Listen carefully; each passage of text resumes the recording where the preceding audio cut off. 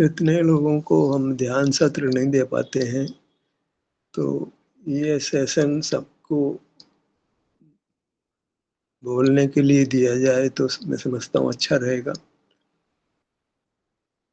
तो ये 3 से 3:30 से 4 के बीच में जो लोग सत्र नहीं ले रहे हैं, वे भी बोल सकते हैं, अपने भावों को, अपने अनुभवों को शेयर कर सकते हैं। हल होता है, भाव होता है। तो जीव है वह असीमित क्षेत्र का ग्रहण नहीं कर सकता है, सीमित क्षेत्र का ग्रहण कर सकता है। एक समय में एक पर्याय का ही अनुभव कर सकता है। ये जीव की एक अपनी परिस्थिति है कि वो अनंत क्षेत्र का ग्राहक नहीं। अनंत का ग्रहण कैसे होगा? अंत ही नहीं आएगा। अनंत पर्यायों का ग्रहण कैसे होगा? तो अनंत पर्याय तो एक ग्रहण, अनंत का ग्रहण नहीं होता है। बाहर द्रव्य अनंत है, क्षेत्र भी नहीं, क्षेत्र तो अनंत नहीं है, लेकिन काल अनंत है, पर्याय अनंत है। तो मोक्ष मार्ग अनंत को ग्रहण करने रूप नहीं है। मोक्ष का स्वरूप भी अनंत को ग्रहण करने रूप नहीं है।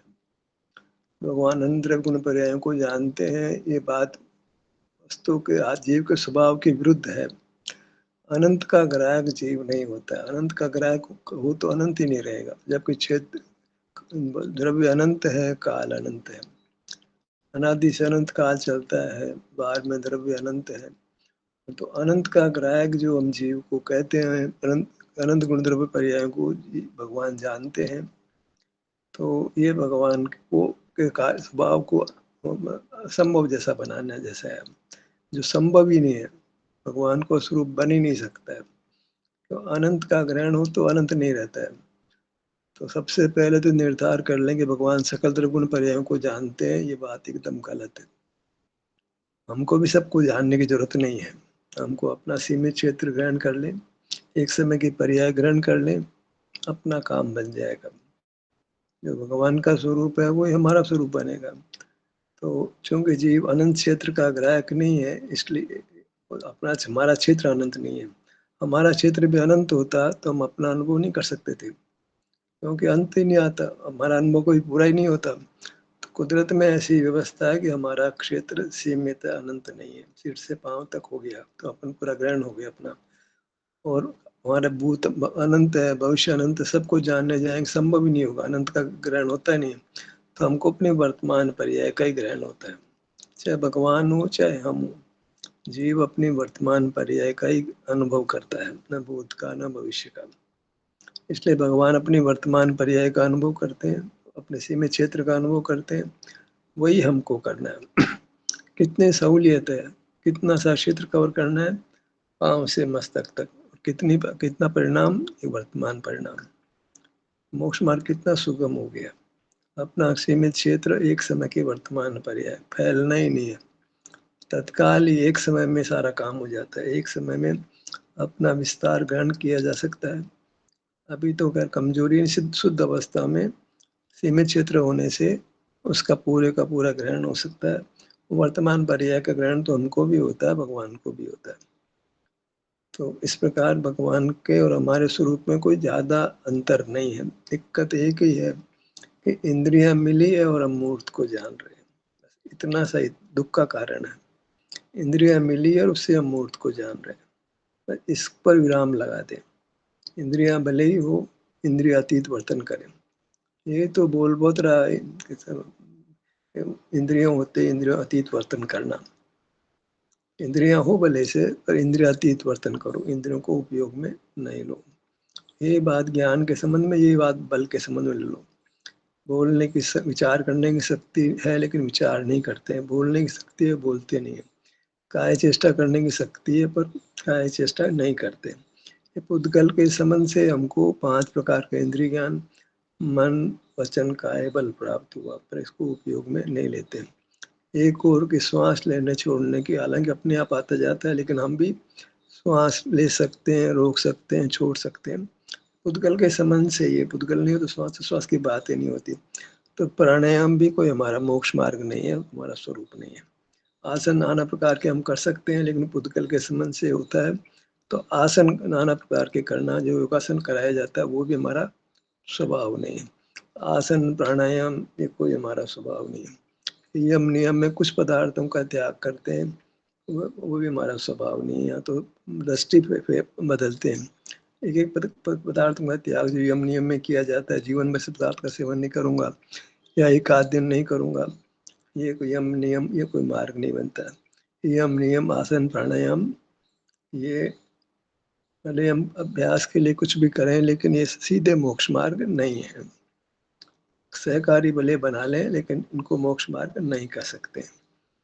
नियम लेना, मंदिर जाते हो एक नियम ले लो, एक पर्ची ले लो, नियम का ले लो।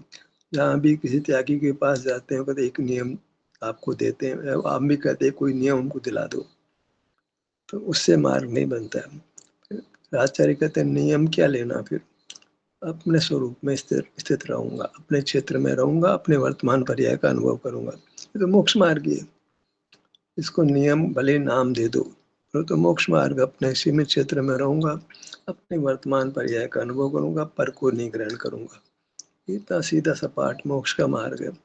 इसको हम नहीं जान करके फिर बड़ी-बड़ी व्याख्याएँ करते हैं, बड़ी-बड़ी पूजाएँ करते हैं, तो फिर हम खो जाते हैं। शब्दों में, क्रिया में, ज्ञान में, क्रिया में हम खो जाते हैं। हम तो खोते ही हैं, साथ में श्रोताओं को भी खो देते हैं। मैं संक्षिप्त सा मार्ग है, उससे ज़्यादा व्याख्या मत करो। इसी संक्षिप्त से मार्ग का विस्तार करने की आपको इजाज़त दे सकते हैं, पर तुम तो बहुत दूर-दूर चले जाते हो, सीमा उलांघ जाते हो। सीमित क्षेत्र, वर्तमान पर्याय, इतना सा मार्ग था, इतना सा ग्रहण करना था। अपना सीमित क्षेत्र सिर से पाँव तक, और वर्तमान पर्याय हमको मिलती है, जो भी मिलती है, उसका वो आपके अनुभव में आ ही जाते हैं, जब परिक्षेत्र को नहीं ग्रहण करते हो तो। तुम परिक्षेत्र को ग्रहण नहीं करने में ही अपना सीमित क्षेत्र का ग्रहण हो गया, और वहाँ की वर्तमान पर्याय का ग्रहण हो गया, मोक्ष मार्ग बन गया। अब इसमें कोई दया, दान, तीर्थ यात्रा, पैसा, रोटी, कपड़ा, मकान, पर समाज, राष्ट्र, कोई कुछ नहीं। आप अकेले में सारा काम हो गया।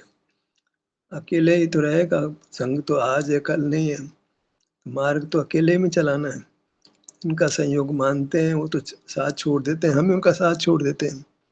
ऐसा होता है, कुछ लोग हमको छोड़ जाते हैं, कुछ को हम छोड़ जाएँगे।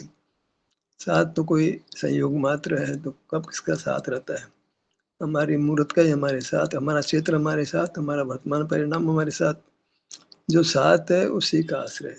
अपना क्षेत्र रहेगा, वर्तमान परिणाम हमेशा मिलेगा, वर्तमान अवस्था मिलेगी, वही शरण है। कहाँ पर की ओर देखना है?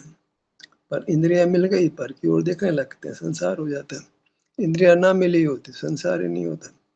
इंद्रियों के साथ में आप हाथ पैर ये ना, ये सब ले लो साथ में। केवल इंद्रियाँ नहीं मिली, मूर्त अंग उपांग भी मिल गए, जिससे हम काया चेष्टा कर सकते हैं, बोल पाते हैं। स्वर यंत्र मिल गया, मन मिल गया, विचार करने की ताकत मिल गई, स्मृति की ताकत मिल गई। पर ये सब तो पुद्गल की सहाय से है, अपने स्वभाव से नहीं है। ज्ञान पुद्गल की सहाय से, क्रिया पुद्गल के स्वभाव से, क्रिया में मन, वचन, काया, बल तीनों ले लो। ये सब पुद्गल की सहाय से, और जो पुद्गल की सहाय से, वो पराधीन भाव है। पराधीन भाव है, उसमें तो हम परतंत्र हो गए। तो उसमें तो स्वाधीनता भंग होती है। कुछ ऐसा करना है इसमें पर की सहाय नहीं लेनी पड़े, अपने पैरों पे खड़े हो जाएँ। अपना ही विस्तार, अपना ही परिणाम, अपना ही क्षेत्र, अपना ही परिणाम। तो स्वाधीन हो गए। स्वाधीन हो गए तो स्वाधीन जीव सुखी होता है। तो स्वाधीनता का मोक्ष का आधार क्या रहा? अपना क्षेत्र, अपना वर्तमान परिणाम जो उसमें मौजूद है अपने क्षेत्र में, इतना सिमट जाना। कछुआ सिमट जाता है ना, कोई ऊपर से पानी में कोई बच्चे लोग कोई कंकर मारे तो वो सिमट जाता है, मुँह को अंदर कर लेता है और फिर नीचे और चला जाता है, डबल काम करता है। ऐसे हम अपने क्षेत्र को और अपने परिणाम को, 2 को ग्रहण कर लें, तो अपना काम बनेगा। कोई तकलीफ हमको होने वाली नहीं है। पर इतना है कि संस्कार हमको दुःख देता है। अपने में रहते-रहते ही जो है विषय सुख की इच्छा पैदा हो जाती है, तो पदार्थ को जानने लगते हैं। विषय सुख का संस्कार है, वो सबसे बड़ी बात। तो इंद्रिय ज्ञान के साथ जो इंद्रिय सुख का संस्कार है, वो हमको बाहर करता है। सुख स्वभाव वाले को जो है इंद्रिय सुख रोकता है। सुख स्वभाव का बैरी इंद्रिय सुख है, विषय सुख है। तो सुख स्वभाव में जो पारमार्थिक सुख है उसका हम अनुभव नहीं करते, और इंद्रिय सुख अनुभव करने लगते हैं, वही हमको खींचता है। तो क्या करें? तो अपने शरीर में आने से होने वाला सुख और इंद्रिय ज्ञान से बाहर में होने वाला सुख, इन 2 के बीच में ही हमको अपने शरीर में होने वाले सुख को जिताना है और इंद्रिय ज्ञान में होने वाले विषय सुख को हराना है। पर वो उसका भूत उसके पास बहुत बड़ा है। हमारे पास तो अपना वर्तमान है इस काल में, जिस काल में इस बात समझ में आई है। कुछ पर्याय हमारे साथ जो अपने अनुभव रूप है। बाकी तो पूरा सारा भूतकाल हमारा विषय सुख में गया। तो जो कुछ परिणाम हमारे अभी अनुभव रूप हुए, अपने क्षेत्र में अपने वर्तमान पर्याय को भोगा, उसके बल पर ही हमको अनंत भूत का संस्कार जो हमारे को है विषय सुख का, उसको हराना है। तो काम बड़ा जब मतलब बहुत काम बड़ा विस्तार का मतलब द सेंस कि शत्रु बहुत बलवान है। जो भी इंद्रिय सुख है वो बड़ा शत्रु है। उसके अगेंस्ट में हमको अतीन्द्रिय सुख जो शरीर में वेदना रहित स्थिति है, वो अतीन्द्रिय सुख की स्थिति है, उसको जिताना है। जो सुख सा लगता ही नहीं है अभी, उसको जिताना है। हमारे सीने में दर्द नहीं है, पेट में दर्द नहीं है, पीठ में दर्द नहीं है, ये सुख की स्थिति माने इसको, फिर इसी का अनुभव करें। इसके बल पर बाहर का सुख जो हमको खूब पकड़े बैठा है, बाहर में तो बात-बात में सुख लगता है। उसके एक एक भी अनेक प्रकार का सुख है, तो एक ही प्रकार का सुख है। बाहर में तो नाना जात प्रकार का सुख है, 5 इंद्रियों का नाना प्रकार का सुख है। तो उद्गल अनंत प्रकार का है, तो अनंत प्रकार का सुख है। इधर एक प्रकार का सुख, उधर अनंत प्रकार का सुख। एक ने अनंत को हराना है। तो कितना हमको पुरुषार्थ, कितना यत्न चाहिए तो विचार कर सकते हैं। अनंत प्रकार का विषय सुख, एक प्रकार का शारीरिक सुख, स्वास्थ्य का सुख। इस स्वास्थ्य का सुख तो भोगे और विषय का सुख जो अनेक प्रकार अनंत प्रकार का उसको नहीं भोगे। इतना इतना मतलब हमको काम करना है, तो उसके लिए तो कमर कसनी पड़ेगी। बहुत ज़बरदस्त संकल्प भी करना पड़ेगा और फिर प्रयत्न भी ज़बरदस्त करना पड़ेगा। इसके लिए तैयार तो होना ही पड़ेगा क्योंकि दुःख मिटाना है तो इतना काम तो करना पड़ेगा। आसमान से तो कोई मोक्ष मिलेगा नहीं। मैं ऊपर से टपक जाए क्रमबद्ध पर्याय से मोक्ष का समय वो मोक्ष कभी आ जाएगी। ये तो फेक बेकार की बातें। हमें पुरुषार्थवादी होना है। प्रथम पुरुषार्थवादी होना है, फिर पुरुषार्थ के बल पर संस्कार बन जाता है, फिर पुरुषार्थवादी भी नहीं बनना है। फिर अपने आप ही सह सुख होता है। पर जब तक मोह कर्म का उदय है, तब तक पुरुषार्थ को स्थान देना है, क्रमबद्ध को नहीं, नियति को नहीं रखना है। पुरुषार्थ और नियति एक दूसरे के विरोधी हैं, एक साथ नहीं हो सकते। यहाँ तो पंच समवाय में दोनों को रख लेते हैं। तो कुदड़ी बात है, ऐसा कभी नहीं होता है। दो अपोजिट धर्म एक साथ नहीं होते हैं। विरुद्ध कार्य एक साथ नहीं होते हैं, एक समय में एक ही होता है। तो हम पुरुषार्थ को स्वीकार करें, नियति को, क्रमबद्ध पर्याय को स्वीकार करें, अनंत का जानने को स्वीकार करें, अनंत क्षेत्र को जाने, अनंत काल को जाने। ये बेतुकी बातें भगवान के साथ नहीं लगाएं। भगवान अपने सीमित क्षेत्र को अनुभव में लेते हैं, वर्तमान पर्याय का उनको अनुभव होता है और पर को बिल्कुल जानते नहीं है। ऐसा ही हमारा स्वभाव है, अपना सीमित क्षेत्र, अपनी वर्तमान पर्याय और पर को बिल्कुल नहीं जाने। ऐसा ही मोक्ष मार्ग बनता है। इस मोक्ष मार्ग में हमको दृढ़ता से चलना है। इतनी बात करके समाप्त करता हूँ।